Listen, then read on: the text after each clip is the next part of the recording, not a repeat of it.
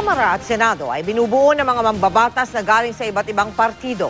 Pero kung paramihan ang pag-uusapan, lamang ngayon ang mga kaalyado ni Pangulong Aquino. Mahalaga raw ito para maipasa ang mga panukalang batas na prioridad ng administrasyon. Nakatutok si Pia Arcangel. Kalahati na po ng kanyang termino ang lumipas at ngayon ika-4 na State of the Nation address na ni Pangulong Noynoy Aquino. At kumpara noong nakaraang Kongreso, mas maraming kaalyado ang Pangulo ngayon matapos ang nakalipas na eleksyon.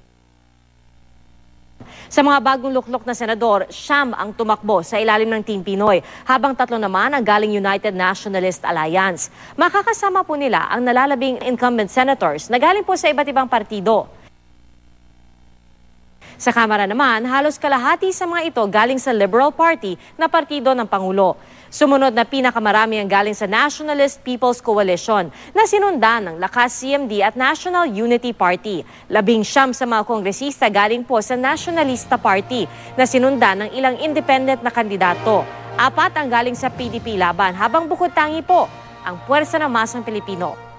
Sa Kamara pa rin, mas marami ang bilang ng lalaki sa babae. 73% yung mga congressman, habang 27% lang ang mga congresswoman. At sa kanila po, mahigit 80% ay miyembro ng political family.